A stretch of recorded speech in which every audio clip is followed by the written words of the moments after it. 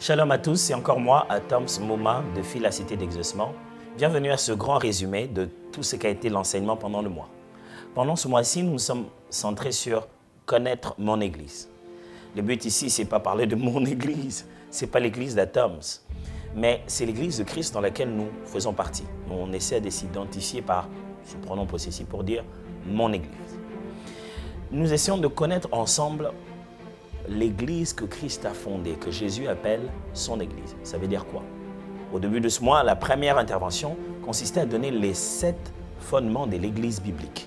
L'Église selon Jésus, l'Église que les premiers apôtres ont vécu, 7 choses qui ont fait leur foi, qui ont fait leur force, ce qui était vraiment les 7 choses qui ont fait leur force, qui étaient leur différence.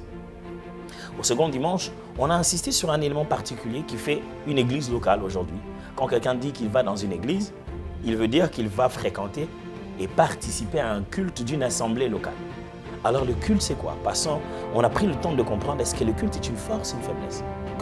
À quoi on devrait s'attendre dans un culte?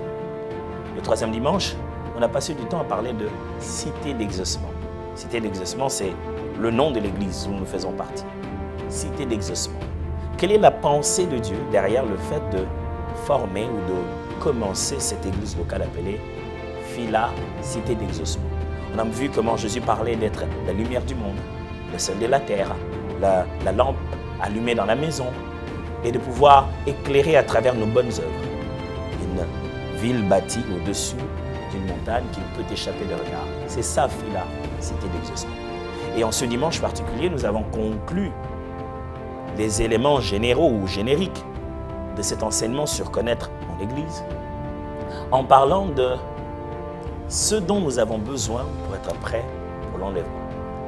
Christ dit, le Fils de l'homme revient, trouvera-t-il la foi sur la terre? L'homme d'Hébreu dit que c'est par la foi que tous ces hommes, ces patriarches ont pu plaire à Dieu.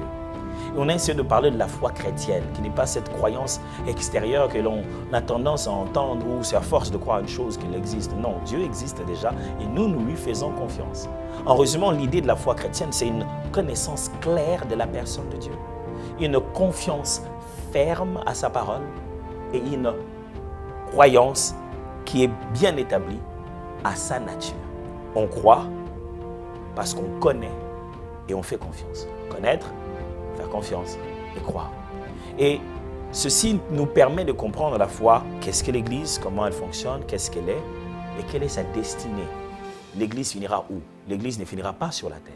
Elle finira par être enlevée pour ceux qui ont la foi en Christ.